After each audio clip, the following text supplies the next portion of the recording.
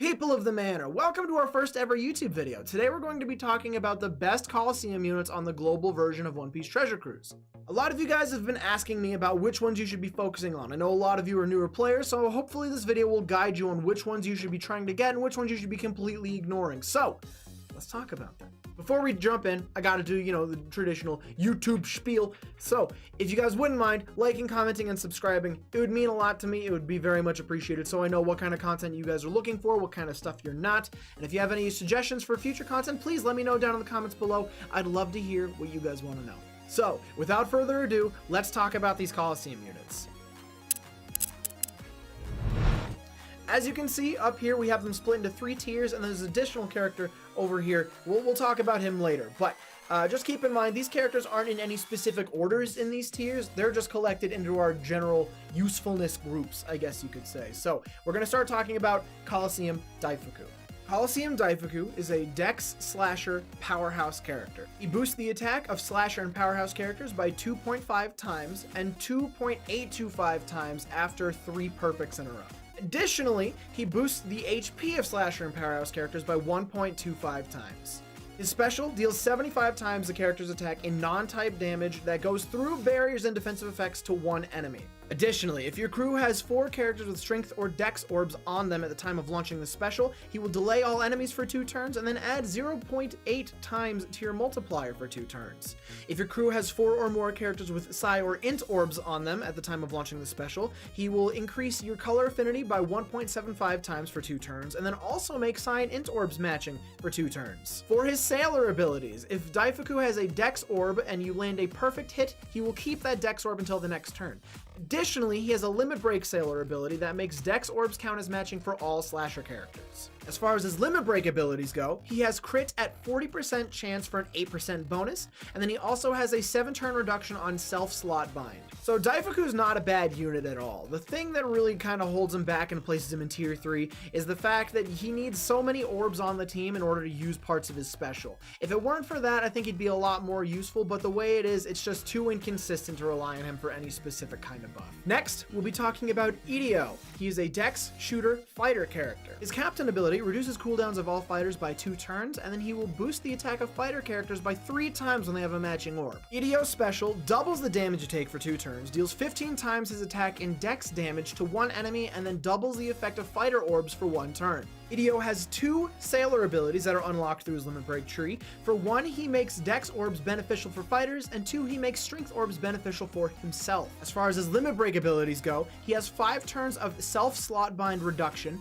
and then he also will penetrate barriers if your HP is 50% or higher. So Idio's really not all that bad. Doubling orbs is always a really good thing to have, and for fighter characters, this is one of the only options you have for free-to-play doubling of orbs. So that's pretty good, but like I said, the downsides here are that he doubles the damage you take for 2 turns, and he only works for fighter characters. So if you have a good fighter team, he'd be a great Coliseum unit to go for. The next unit we're going to be talking about is Coliseum Kuma. He is a Psi Cerebral Shooter character. His Captain ability boosts the attack of shooter characters by 2.5 times, and in addition, he recovers 2 times his own recover stat at the end of each turn. There's a lot to his special, so we're going to break it down into a few different parts here. First, he reduces enemies' threshold damage and percent damage reduction by 3 turns. Additionally, he will change adjacent orbs into recover orbs. If there are 2 or more enemies on the stage when the special is launched, he will defeat one of them if their total HP is 350 times his character's attack or lower. Otherwise, he will reduce one enemy's HP by 20%,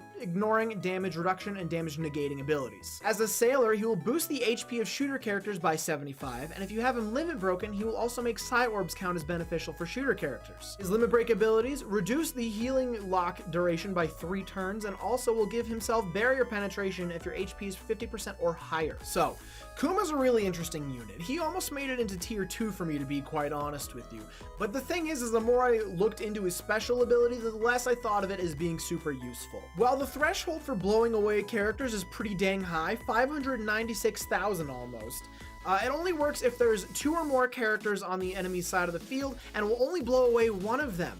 Honestly, you're better off just bringing Treasure Map NL, because he'll deal more damage to everybody on the field, not just one character. That being said, the debuffs he gets rid of are very, very good to have, and if you're putting him on cerebral teams, which are very relevant lately, changing all of your adjacent orbs to recover is also a very good move. So he's decent, but I wouldn't count on the big part of his special to be super useful. The next character we're going to be talking about is Kyros. He's a quick powerhouse striker character. As a captain, Kyros will boost the HP of striker characters by 1.2 times. If your HP is 30% or lower, he will boost your attack by 2.75, but 2.25 otherwise. His special changes adjacent orbs into matching orbs, and if your HP is 70% or above, he will boost the orb effects of striker and powerhouse characters by 1.5 times for 1 turn. Kyros has 2 sailor abilities, which are both unlocked through his limit break tree. The first one adds 2 times Kyros' attack in additional damage. The second one reduces Kyros' cooldown by 1 anytime any other character uses a special ability. As far as his limit break abilities go, he reduces damage taken by strength units by 5%,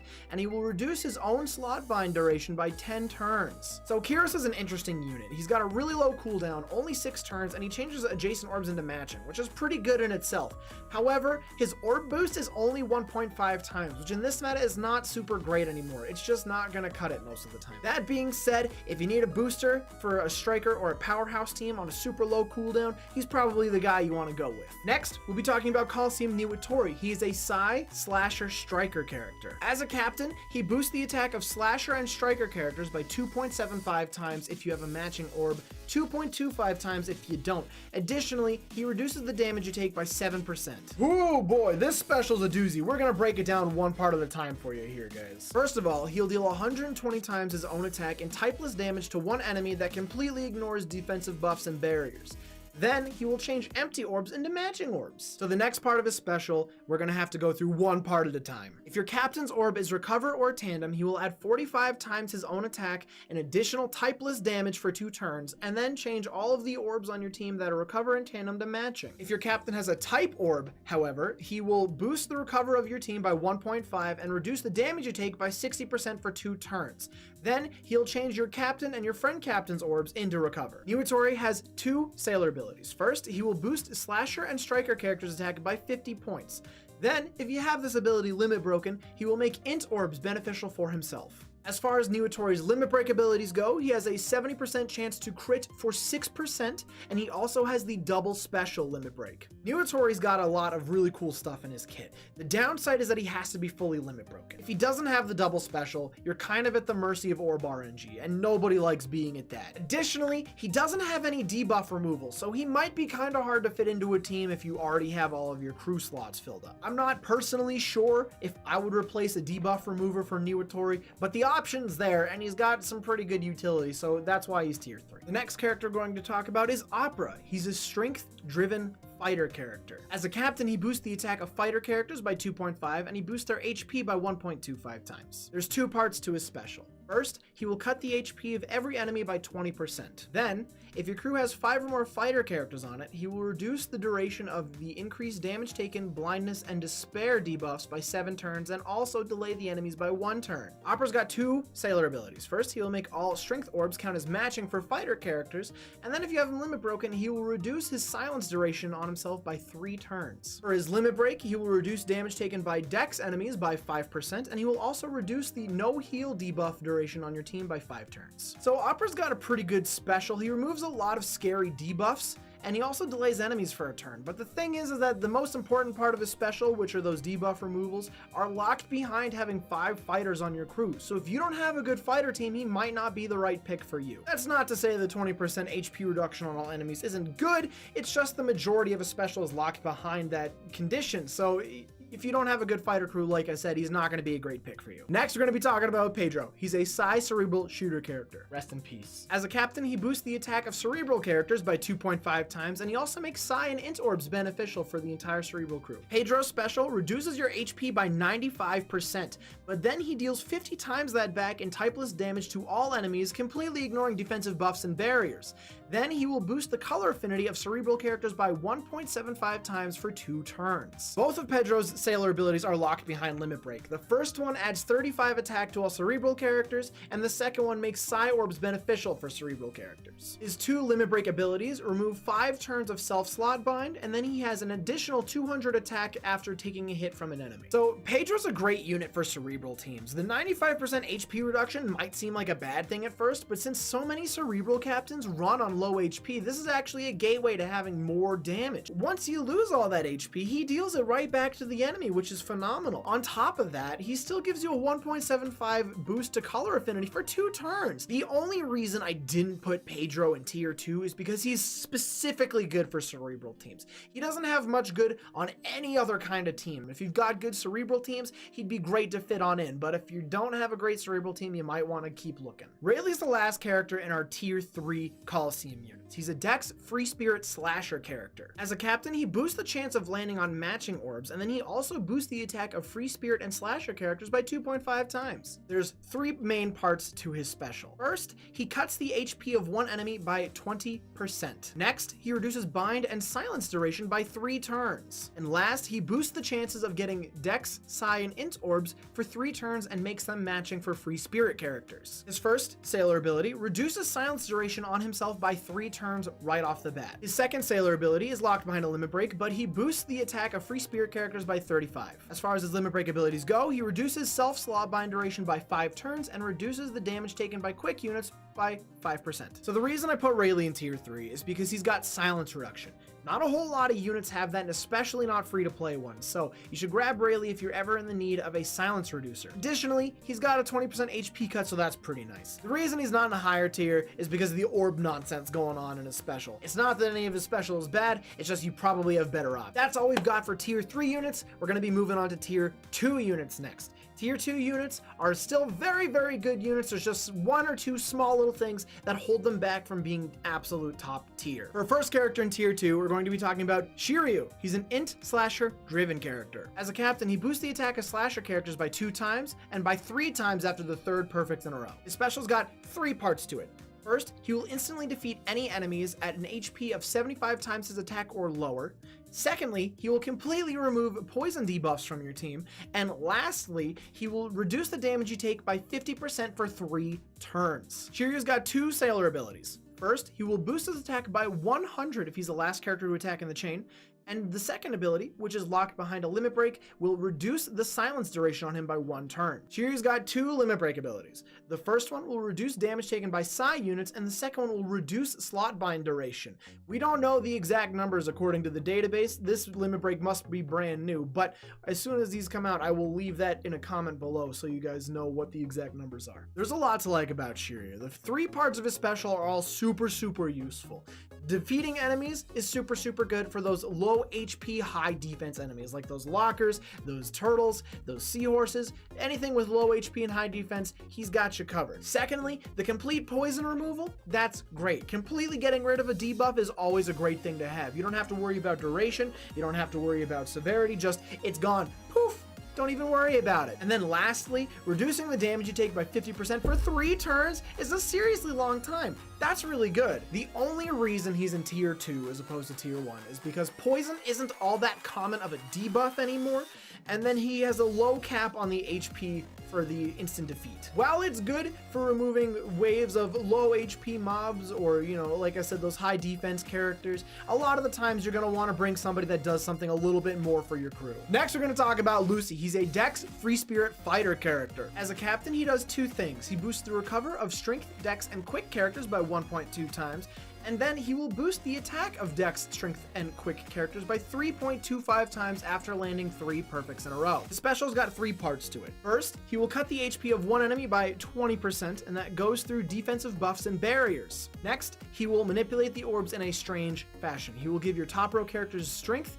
your middle row characters Quick, and your bottom row characters Dex orbs. And then lastly, he will give you a 1.75 times orb boost for 1 turn. So Lucy's got 2 pretty unique Sailor abilities. First, if your captain is a Strength character, Lucy will boost the damage he deals against Strength units by 1.5 times. The second one is locked behind a limit break, but he will boost the HP and attack of Dex and Quick characters by 75 if your captain is a Strength character. Lucy's got 2 limit break abilities, the first one being a 50% chance to crit at 7% bonus damage, and the second one being that he gets an extra 150 attack after taking a hit from an enemy. Lucy was actually almost tier 1 for me. He's got an HP cut, he's got orb manipulation, and he's got an orb boost.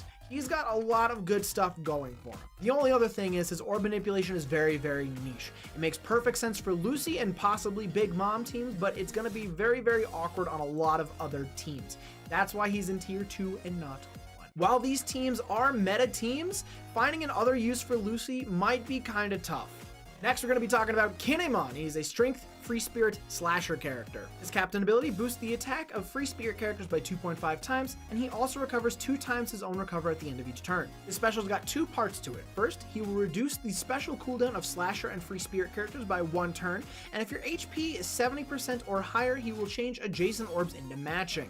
Kinemon's got 2 sailor abilities locked behind Limit Break. The first one boosts the stats of slasher and free spirit characters by 30, and then the second one makes Dex orbs beneficial to himself. His 2 Limit Break abilities reduce the damage taken by Dex units by 5%, and he also has the double special Limit Break. This double special is what puts Kinemon in tier 2. He is extremely good on teams with Treasure Map NL. Treasure Map NL reduces his own cooldown by 5 turns every time someone on your crew uses a special. This basically ensures you can launch NL multiple times in the same turn. Since his worth is so closely tied to another unit, I have to put him in tier 2. Next is Moria. He's a Dex-driven slasher unit. His captain ability boosts the attack of driven characters by 2.25 times, and he also recovers 3 times his own recover at the end of each turn. His special changes his own orb into Dex and deals 300,000 fixed damage to one enemy. Moria has 2 sailor abilities, which are both locked behind Limit Break. The first one being, if your captain is driven, he boosts his own attack by 100. Second, strength orbs are made beneficial for himself. For his Limit Break abilities, he reduces damage taken by quick units by 5%, and he also has the double special Limit Break ability.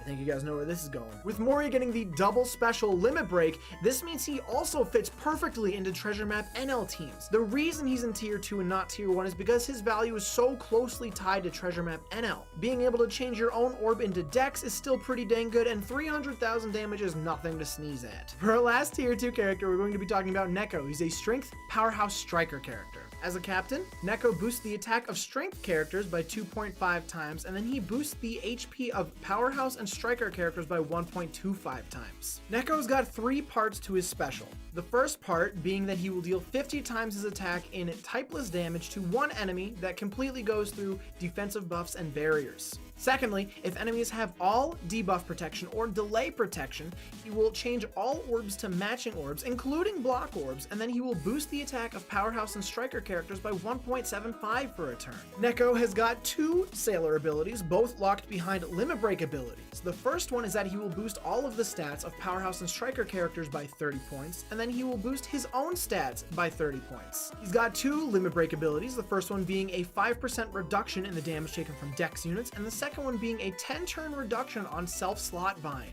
Neko's got a lot going for him in his special. He's got a full board orb manipulation, he's got an attack boost, and he also has a mini nuke that goes through defensive buffs. The most useful parts of his special are locked behind a condition. While these conditions are fairly common, being all debuff protection and delay protection, having the most important parts of his special locked behind that kind of removes him from viability for a lot of teams. When he's around, you absolutely should still farm him because he is useful in a lot of different situations. That's all we've got for tier 2. Next, we're going to talk about our honorable mention before moving on to tier 1. That's right, we're talking about Suleiman, a quick cerebral slasher character. I'm going to preface this right now.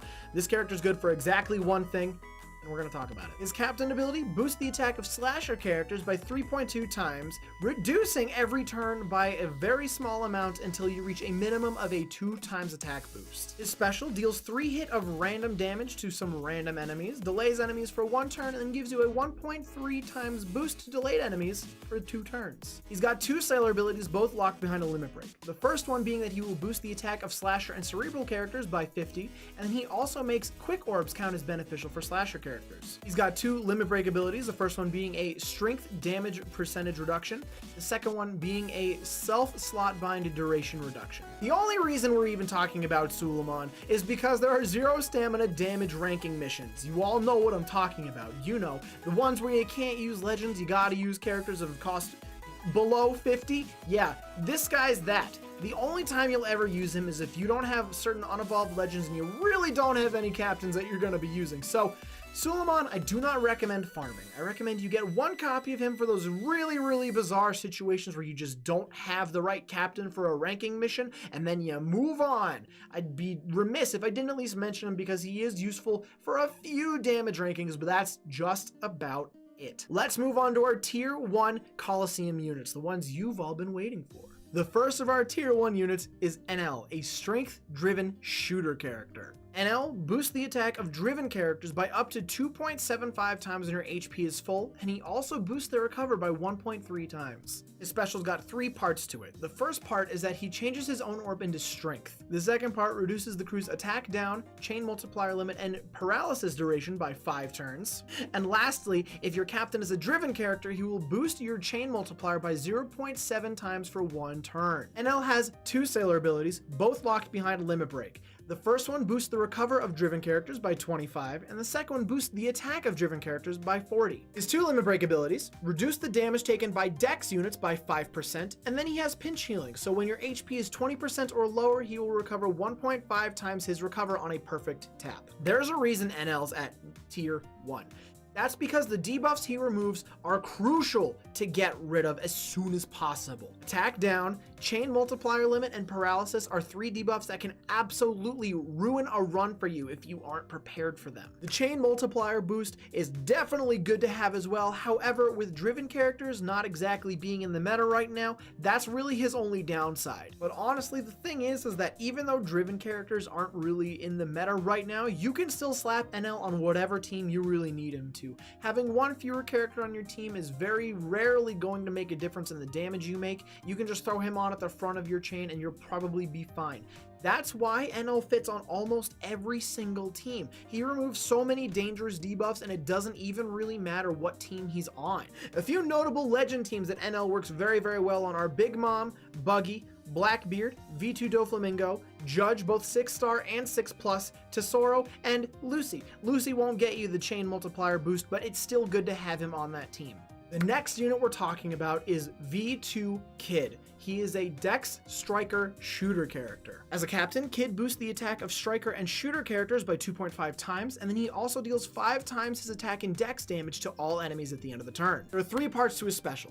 The first part being that he will deal 5 hits of random dex damage to 5 random enemies. The second part is that he reduces the special cooldown of Striker and Shooter characters by 2 turns. And then lastly, this is the big one, he deals 350 times his attack damage and dex damage to all enemies at the end of the turn for 2 turns, if your captain is a Striker or Shooter character. Kid has 2 sailor abilities, the second one is locked behind a limit break. The first ability boosts the attack, recover, and HP of Dex units by 20, and the second one boosts the attack of Striker characters by 30. Kid's first limit break ability boosts his own attack by 200 after taking a hit, and his second ability reduces his special cooldown by 11 turns at the start of an island. There is a lot to talk about with Kid. Kid is just ridiculously good. We don't care too much about the 5 random hits of dex damage. We don't even care all that much about the special cooldown reduction. What we really care about is that 2 turns of end of turn damage.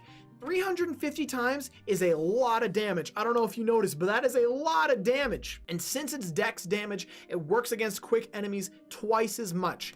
That means that Kid alone can take out a lot of mini bosses in Coliseums, especially if they're quick. Additionally, Kid is really good for speedrunning teams. Just throw him on a team with a Striker or Shooter captain, and that end of turn damage will take care of so much stuff so easily for you. He can turn basically useless legends into almost usable ones just by himself. So that's why I think Kid deserves it to be in tier 1.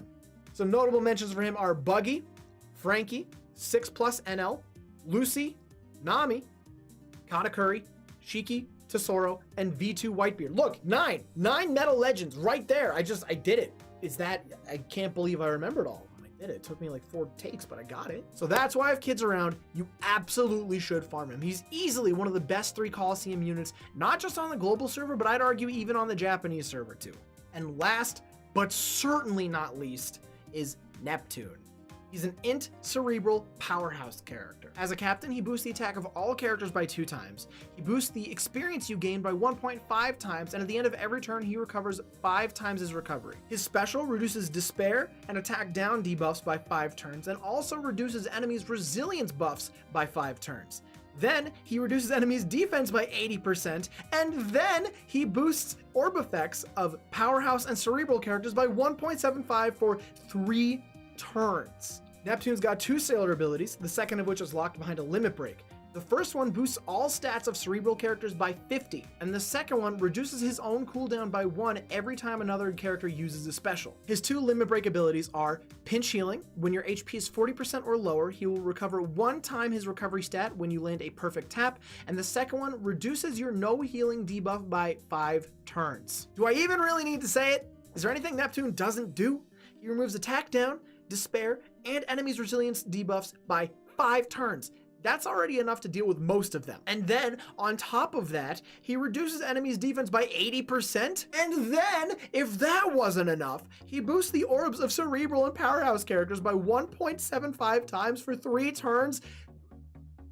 Take my money. Just take, I know I can't pull him, but just take my money. Just, here you go. Here's my money. Look at these fat stacks. Mark, edit in cash into my hands. Thank you. Even though he boosts the orbs of cerebral and powerhouse characters, he still fits on almost every other team. The rest of his special, you don't need a specific captain to activate. You can remove all of these debuffs regardless of what team he's on. And then even then, you can still reduce the defense of your opponents by 80% regardless of what team he's on. Really, the only team you don't want to put him in is a Lucy team, because that completely gimps your damage. But other than that, you could throw this guy on almost any other team and he would work out so unbelievably well. I'm honestly kind of tempted to say he's the best Coliseum character in global One Piece Treasure Cruise right now. There are just so many captains that he fits perfectly well into. Here are a few examples. I'm going to take several takes on this because there's a lot. Big Mom, Judge 6 and 6 star, Warko, Katakuri, V2 Doflamingo, V2 Lucci, 6 or 6 plus, V2 Whitebeard, V2 Sanji, V2 Shanks. There are so many teams Neptune is just pretty much made for that if you don't have Neptune, you should go get him. He's a great freaking captain. If you don't have Rare Recruit Neptune, he is a perfectly good replacement. I'd even say in some cases he's better than Rare Recruit Neptune. Sure, this Neptune doesn't deal as much damage as the other Neptune, but he makes up for it in his end of turn healing. He's a little bit tankier than the other Neptune, and for that, you could swap them out almost interchangeably. Next time Neptune's in the Coliseum, make sure you farm the heck out of him if you don't already have him. This is, honestly, this guy's like almost legend level. If you don't already have him, what are you doing? What are you doing? Go get him. Why are you watching this video? Go get him. Go. Probably not in the Coliseum, but go get him. Go. Get him. Go get him. Is this bit old yet? Great. So there you have it, folks. There's my full tier list of the Coliseum units on the global version of One Piece Treasure Cruise. I hope this video was helpful for you. I hope you learned which units are good, which ones are great, which ones are okay, and which ones you should just not even look at. I'm hoping to do this video again in about 6 months when we have a few more Coliseum units on global.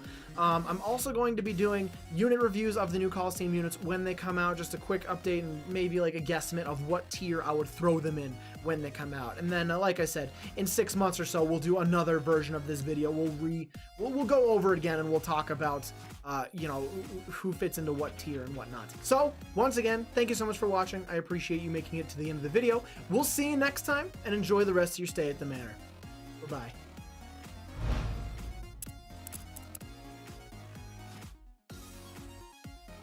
Hey, thank you so much for watching.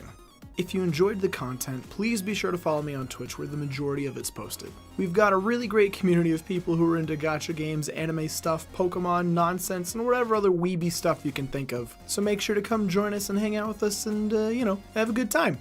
Well, once again, thank you so much for watching. I really do appreciate it, and I hope you guys have a wonderful rest of your night. We'll see you next time.